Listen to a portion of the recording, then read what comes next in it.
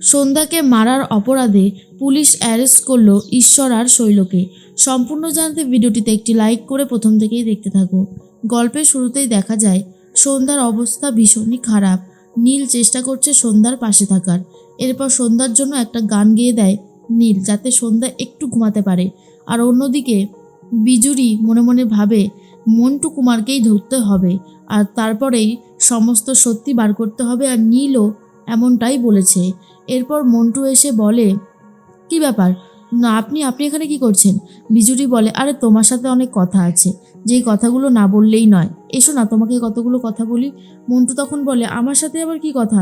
দেখুন আপনাকে না আমার খুব একটা বিশ্বাস হয় না, আপনি প্লিজ আমাকে যেতে দিন।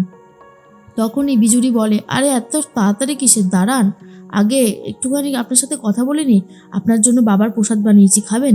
বলেই খাওয়াতে থাকে। এরপরেই খুব ভালোভাবে খেতে থাকে মন্টু, আর বলে, আর এক গ্লাস হবে? তখন বিজুরি বলে মনে মনে, না, একে আর এক গ্লাস দেওয়া যাবে না, তাহলে এর মুখ থেকে কোনো সত্যি কথাই বার করা যাবে না। তখন মন্টু বলে, কি হলো, দিন আর এক গ্লাস। বিজুরি বলে, আর এক গ্লাস নেই। আচ্ছা আপনি সৃজকুমারী জানেন কি? সৃজকুমারীর ব্যাপারে কিছু জানেন আপনি? তখনই মন্টু বলে, না না, সৃজকুমারীর ব্যাপারে আমি কি করে জানবো? কিন্তু মন্টুর রিয়াকশন দেখে বুঝতে পারে বিজুরি কিছু একটা জানে, কিন্তু বলছে না।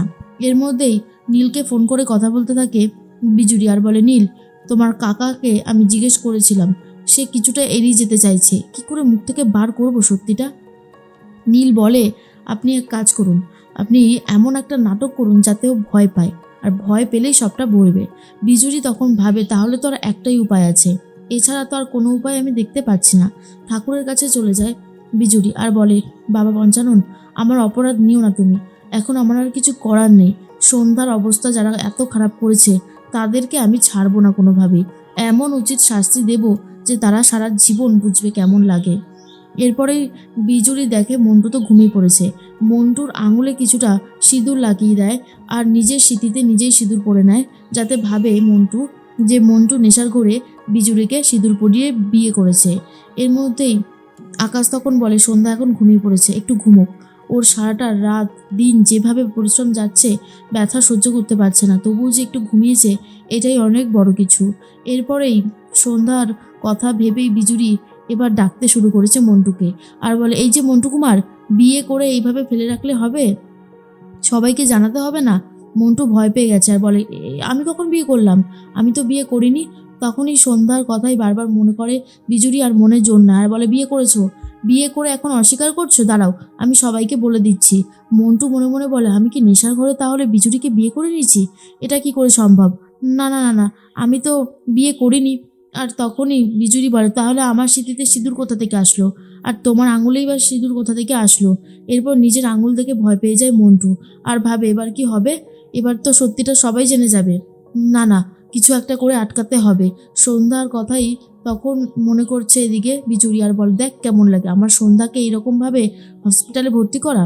মন্টু পায়ে পড়ে বিজুরির, আর বলে, আর আর কাউকে বলতে হবে না, আপনি যা বলবেন আমি তাই করব।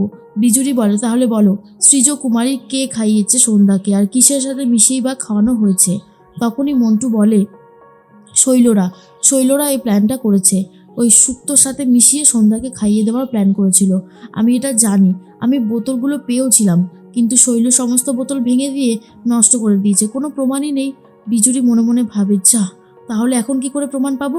এরপরে এই বিজুরি মনে মনে ভাবে, আগে আমাকে মাথা ঠান্ডা করতে হবে, তারপরে বুঝতে হবে কি করে এই প্রমাণটা পাওয়া যাবে। এরপর মন্টু বলে, আর আর কোনো বিপদ নেই তো, প্লিজ আমাকে ছেড়ে দিন। এরপর মন্টু চলে যায়।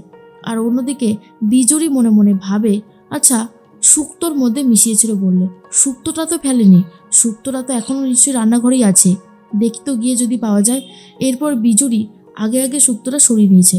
অন্যদিকে শৈল তাড়াতাড়ি করে ঘুম থেকে উঠে পড়েছে, আর বলে, পিসিমা পিসিমা তাড়াতাড়ি ওঠো, আরে আগের দিন তো সৃজকুমারীর বোতলগুলো ভেঙে দিয়েছিলাম, কিন্তু যার মধ্যে মিশিয়েছি শুক্তো, আরে সেটা তো ফেলা হয়নি, সেটা তো ফেলতে ভুলেই গেছি। পিসিমা তখন বলে, দেখেছিস শৈল, তোর সাথে না এই জন্য কাজ করতে ইচ্ছে করে না, আরে ওটা কারোর হাতে পড়ে গেলে যে সর্বনাশ হবে। তখনই শৈল বলে, ঠিকই বলেছ, আমাকে যেভাবেই হোক ওটা আগে ফেলতে হবে।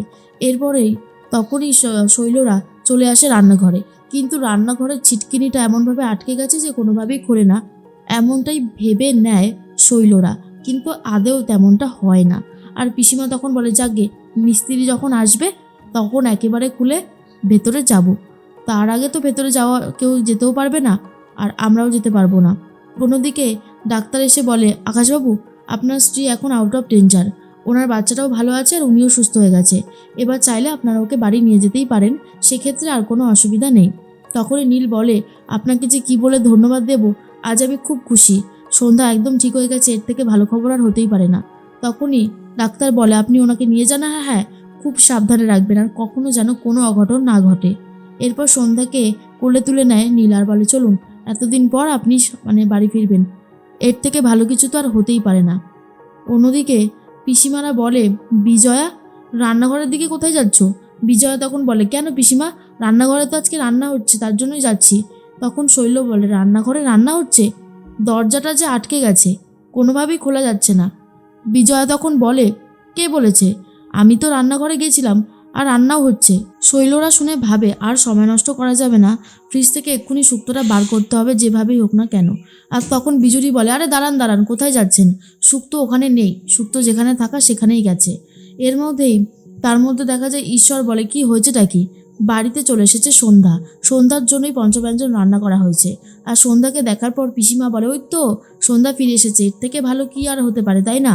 তার মধ্যে এসে গেছে পুলিশরাও, পুলিশদেরকে দেখে ভয় পেয়ে গেছে পিসিমারা, আর বলে, কি হয়েছেটা কি? হ্যাঁ, পুলিশ এখানে কি করছে? ঈশ্বর তখন বলে, আমার বংশধর ভালো আছে, আমার বৌমা ফিরে এসেছে, এর থেকে ভালো কিছু আর হতেই পারে না। নীল তখন বলে, আমার ছেলে মেয়েকে নিয়ে তোমার খুব চিন্তা, তাই না? জানি না সে ছেলে বা মেয়ে, তাকে মেরে ফেলতেও তোমরা ভাবোনি। তোমরা শুক্তোর মধ্যে সৃজকুমারী মিশিয়েছিলে, তাই না? কথাটা শোনার পরই পিসিমা চমকে যায় আর বলে, এসব মিথ্যে কথা, কে বলেছে? কি যে বলিস না তোরা। আর অন্যদিকেই তখন বিজয়া বলে, আপনি এখনও মিথ্যে কথা বলবেন পিসিমা? তখনই সন্ধ্যা এক বাটি শুক্তো নিয়ে আসে, যেই বাটিটাকে তুলে রাখা হয়েছিল। তারপরেই সন্ধ্যা বলে, এতই যখন বলছেন মেশানো নেই, আমি খেয়ে প্রমাণ করে দিচ্ছি মেশানো আছে কি না। এরপর যখনই সন্ধ্যা মুখে দিতে যাবে, পিসিমা ওটা ফেলে দেয় আর বলে, ওটা খাবে না তুমি, কক্ষনো না। হ্যাঁ, ওটার মধ্যে সৃজকুমারী মেশানো আছে, এই শৈল আমাকে বলেছিল এই কাজটা করার জন্য। তখন শৈল বলে, বাহ বাহ, এখন সবাই মিলে দোষটা আমার ঘাড়ে চাপিয়ে দিলে।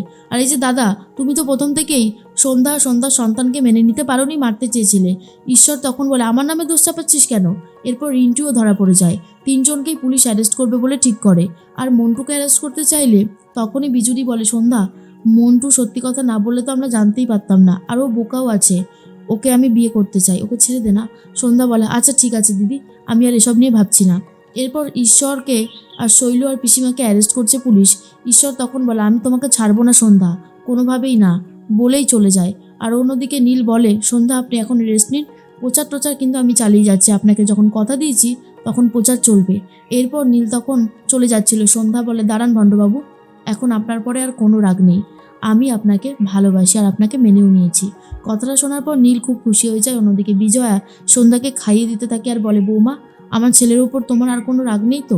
তখনই সন্ধ্যা বলেন, না, আমি আপনার ছেলেকে মেনে নিয়েছি, আর আমরা এখন একটা সুখী পরিবার হয়ে উঠেছি। কথাটা শোনার পরেই তখন সবাই খুশি হয়ে যায়, আর এইভাবেই শেষ হলো সন্ধ্যাধারার জার্নি।